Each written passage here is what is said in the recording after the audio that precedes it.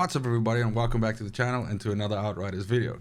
Yesterday I released a Devastator debuffed build, and one of the things that I mentioned in the video was that any class that accompanied this build would greatly benefit from the additional anomaly power damage that you're able to do due to the debuffs that this Devastator provides.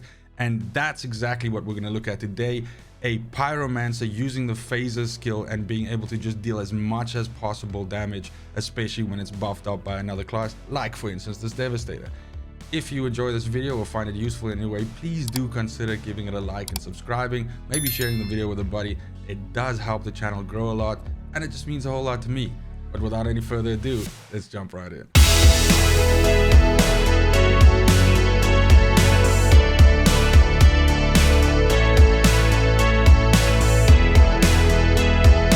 Now, if you plan on building this and running this right off the bat, something that I have to just clear up is that this build is fully glass cannon.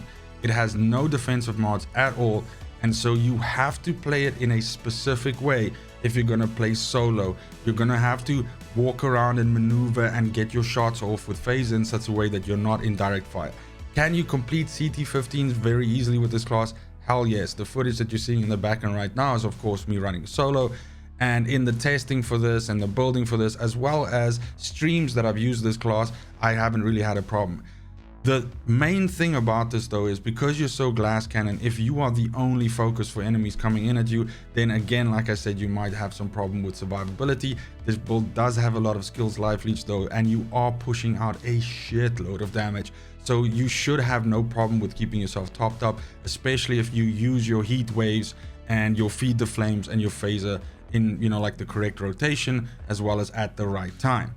Now, with that being said, if you use this build in a co-op scenario where you can essentially be the artillery piece in the back, while, like for instance the Devastator I showed yesterday, or any other class for that matter, is in the forefront taking most of the attention or aggro, then you're really going to see the shine, because again, you're able to have immense reach with these phasers. And if you're pinpoint well, you don't even have to be pinpoint accurate them, because of course we use the increased phaser radius skill, but you are able to really just push high damage numbers with this.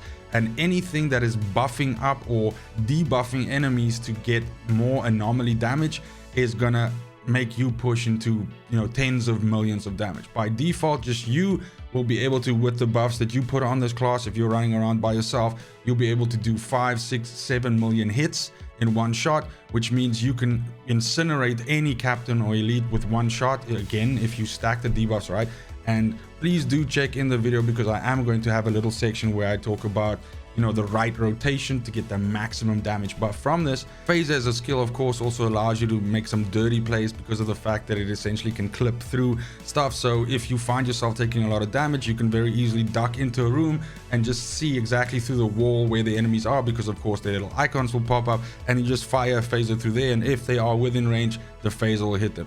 I don't know if it was always meant to be this way or whether it's just a bug in the engine of the game, but it does make this fairly easy to, especially again if you're in a co-op environment where your allies are pulling all of the attention in the front, you can just park off behind cover or behind a pillar, behind the corner of a wall, and just shoot these phasers whenever they come off cooldown, and you can deal a whole bunch of damage from far away like an artillery piece. So let's go ahead and look at skills first. We're using heat wave, we're using feed the flames, and we're using phaser beam. The reason why we have each one of these three skills is because heat wave and feed the flames are essentially the ways in which we buff our damage up, buff our anomaly power up, and then we use phaser beam as the way to utilize all of that and deal the maximum amount of damage. Also stacking cooldown reduction, because we want to be using these skills as much as possible, as often as possible. So our heat waves are on an 8-second cooldown, which we have 2 of them.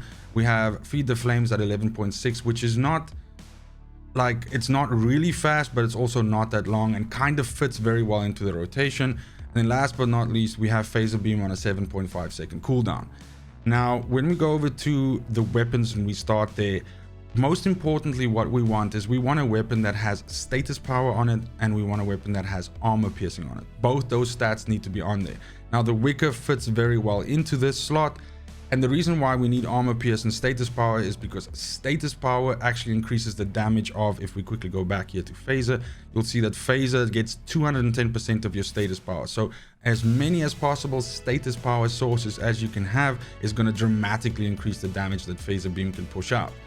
The other stat that we're looking for is armor pierce, and that's because we are playing mid-tree pyromancer, so there's a ramp up mechanic there where we increase our resistance piercing and our armor piercing, and then with mods that we have on our armor, that gives us additional anomaly power. Now what you're seeing in the background here right now is the ramp up that can happen with this build with the rotation, where we go from 190k anomaly power to almost 800k anomaly power, and that's because of the way how the mods stack, how we use feed the flames to essentially increase our AP by a whole load, and then once we actually cast the heat waves, we're increasing our resistance piercing and our anomaly piercing, and that's just giving us additional anomaly power. Now you usually have a 10-second window to utilize all of this additional AP, but also during that time, anything that is burning is going to be taking additional damage from those burns as well.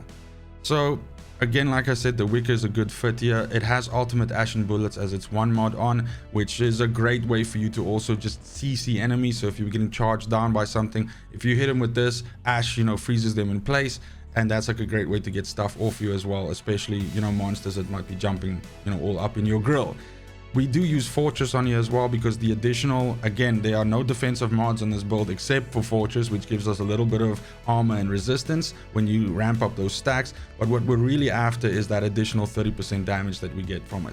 And it is part of the rotation as well. And again, this perfect 10-second window that we create where we can dump all of our damage downrange. Now we are using a Kari set for this. It really, I mean, I guess versatility is not the right word, but I don't think any other class has it quite as bad as Pyromancer does. And what I mean by that is that Pyromancer has decent sets. For instance, I like the Lava Lich set because I like Eruption.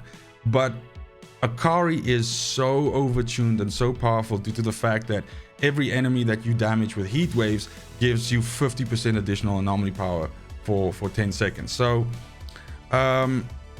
when we're looking at here, we're going head, chest, and legs, and that's because we want to have as much anomaly power as possible. The other substats that we're looking for is we want cooldown reduction whenever we can get that, and then after cooldown reduction, a combination of skills, life leech, and status is good. However, you should favor status as much as you can because, again, even though your phaser hits are gonna hit like a Mack truck, every little bit of additional status power that you can put in there just makes the phaser hit for even more. And there's quite a dramatic difference between, let's say, having 2 pieces with status on versus having 4 pieces and a weapon with status on. The gap is quite big. So here we have Fire Tsunami, which increases the width of heat wave so that we can catch more enemies at once. With that, it basically almost makes it a wider cone kind. It's not really a cone, but I mean it's essentially 3 heat waves wide instead of just the 1. I mean, it might even be 4 depending on how you look at it. But this means that you can catch a whole lot more enemies with it, which of course feeds the Akari mechanic of the set and boosts up your anomaly power. But also you're gonna just set a lot more stuff on fire, which burn and in turn give you life back again as well. Unstoppable Force is one of the key mods in this because of the way how we cycle resistance and armor piercing into more anomaly power. So this says that it increases your anomaly power by 50% of your resistance piercing. When we go over to the chest here, we have no resistance against the fortified, which is the other piece of the puzzle here. So this increases your resistance piercing by 50% of your armor piercing. So you can see how these all work together. If you boost your armor piercing, that is going to instead increase, well, that's going to also proportionately increase your resistance piercing. And if you increase both of these, then your anomaly power actually also goes up by 50% of that. So it's like a tiered approach how it essentially affects each other. And by using your skills in a certain way, you can create this ramp up effect the whole time, like in the previous clip that I showed. Then we have Tidal Wave on here, which gives us our second heat wave. We're not going 3 heat waves in this, which is possible with the Pyromancer. We use 2, but that gives us the a good amount of chance to catch as many as possible enemies with the heat wave to power up the Akari mechanic, the additional anomaly power. But it's also just a great way for us to rotate in. If we were trying to use 3, we would sort of go over this 10-second window and 1 or 2 of the skills. More specifically, probably the phaser beam, which is at the end of your rotation, would probably not fit in and would not get the maximum benefit. Then when we go over to pants, we have Anomaly Echo on here, which is the standard mod that's on the Akari pants in the first place. This just gives you a small amount of anomaly power additionally when you activate a skill, and that buff stays for 15 seconds, and as soon as you cast the skill again directly after that, you can reapply. Your cooldowns with this build are so low that you can generally consider this to have like 100% uptime, so you always have that little bit of extra. Then we have Ashen Champion in here, which says that it inflicts ash on enemies instead of burn. Now, each enemy hit boosts your anomaly power by 20% for 10 second stacks up to 5 times. One of the things that I so thoroughly enjoy about this build is when you go heatwave, feed the flames, phaser, then you would think that after you hit with the phaser, you are like weak now, and now you have to wait for your cooldowns to come back and everything, but that's just not the case. Once you go into a room and you start fighting and you execute that combo, as I said, when you hit with the phaser and let's say you hit 3 or 4 enemies, that's really loud, you are going to get a hell of a lot of additional anomaly power, and what that's going to do is that's going to power up your heat waves, which have now just come off cooldown and can hit again, and so your second set of heat waves hits like really hard. Then when we go over to the gloves, we have pure power on here. Now this is a free mod for me. I don't necessarily want pure power on here. I could think of some other ones like additional damage to ash, stuff that's been ashed, additional damage to stuff that's burning, but again, this is how the gear rolled, and yes, this does make the phaser hit a little bit harder, although I feel like this mod is not really comparable to what we see for other classes and other skills that have something like this that increases the overall damage. 48 is not really that much. This would be a lot more, how can I say, impressive if it was 100k or something like that. Burnt Out is really good here because damage enemies that you're hitting with your heat wave are going to take 25% additional damage, and this can actually stack. And this is why it's important, like if you want to get those juicy one-shot kills on captains and elites, you have to make sure that at least one of your heat waves hits that as well, just for that additional damage to that. If you don't do this, so if you're fighting a group of enemies and you hit your 2 heat waves and you hit trash but you don't hit the captain, then you'll sometimes find that the phaser deals just not enough to kill it in one shot. Lastly, we're going to go to the boots. We're using frequent phaser here because this dramatically reduces the cooldown of phaser by 30%, which is huge. This is how we get the phaser to get the, as low as 7 seconds. And then last but not least, we've got size matters on here. Now, you might choose to play without size matters. The point is that phaser beam by itself kind of like is very precise and you have to hit right on to hit with this. Whereas if you use size matters, you can do funky stuff with the phaser where 2 groups of enemies are running at you. You can fire the phaser right down the middle and it'll actually burn everything on the side and kill them. Now, also by default, phaser makes this little bubble around you so if something's on the side of you here and meleeing you, then the phaser will sometimes catch him as well still. But this only really happens a lot if you have size matters. Otherwise, the laser is very thin focused and it kind of like just goes downrange. When we go to the class tree itself, as I've mentioned, we are kind of like doing, this is a very weird sort of split how I do it, but there's method to my madness and I'll explain. So we are dipping down below to try and pick up as much anomaly power as we can get. We're also picking up marks accumulation, which lets us deal more damage to stuff that's marked. Any skill that you use on enemies marks an enemy, and those enemies then take additional damage from take additional damage from additional damage. They take additional damage from further skills that you use on them. So marked is just a way for you to introduce more damage onto something that you've already hit once with a ability or skill. But also, more importantly, the healing mechanic of the Pyromancer works around this, that stuff that's marked that you kill gives you life back. So again, like I said, we're trying to go along, we go as far as this here to pick up anomaly power, but then we shoot up here, we get extinction, which says that it increases your damage by 20% against enemies below 30 health. This is a great way. Often you'll hit stuff with a heat wave and they'll start burning, and once they get to within that threshold, then those ticks are just going to hit harder and it'll probably kill him. Lots of times after you do a rotation where you go heat wave, feed the flames, phaser, and then those next guys that you hit with heat waves, those ticks from those burns due to the additional AP that you're getting from the phaser, it's so huge that they actually just die to that. You can hit them with the heat waves and just keep on moseying on because they'll be dead. Now, before we discuss the rest, what's in middle tree here, just we're shooting up here, we're picking up Incinerate. Incinerate is, we're not really building this class to deal more damage against stuff that's ashen, but Incinerate introduces another level of, like, I call it soft CC, soft crowd control, and that is that anything that you set on fire that burns, and that burn stops and still not dead, is going to get ashed. So it's going to freeze them in place. They're going to be not able to do anything to you or your teammates for a while, for like a little while, and that's actually like a great little soft CC, as I've mentioned. We do want to go all the way up here to pick up Hot Situation, and this is where we get a huge amount of our ramp up for Anomaly as well. So that's why we use Feed the Flames. Feed the Flames is a great skill for us to get a little bit of life as well, but the main reason why we use it is this gets us this 45% increase in Anomaly power and basically ramps it up. Now we go along the middle tree here and we just pick up everything all the way to the end. We do get Fuel for the Embers, which doubles your skills life leech when under 30%. So you're going to be at your best position to gain a lot of life back from your skills when you're actually dipping into like the last third of your HP pool.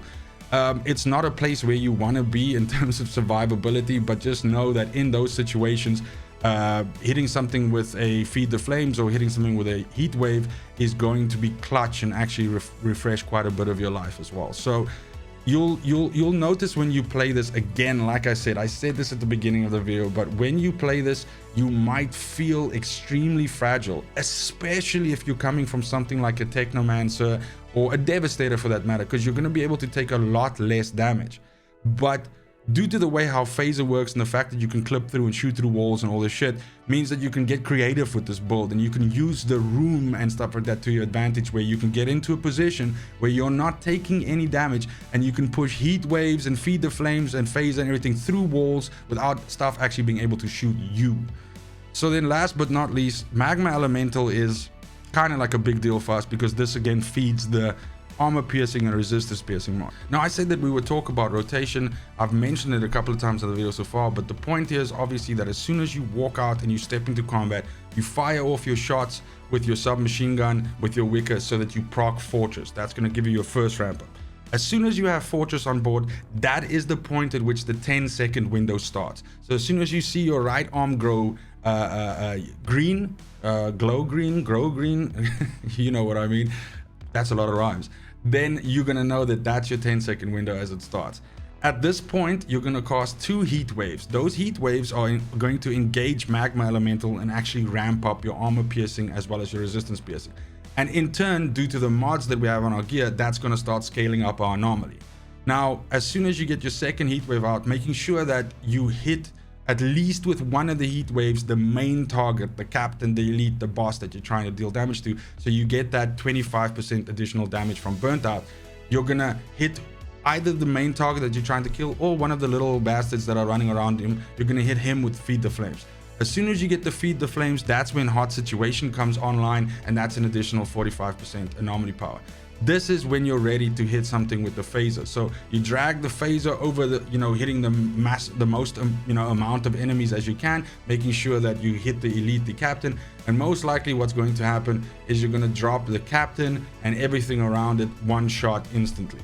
Now, if you don't, if it for some reason survives, then you are immediately going to be able to follow up with, again, a couple of shots from your submachine gun to engage Fortress, or you just skip that completely and you just hit him again with 2 Heat Waves, or even just 1. And that's usually enough to kill everything in the game at CT15.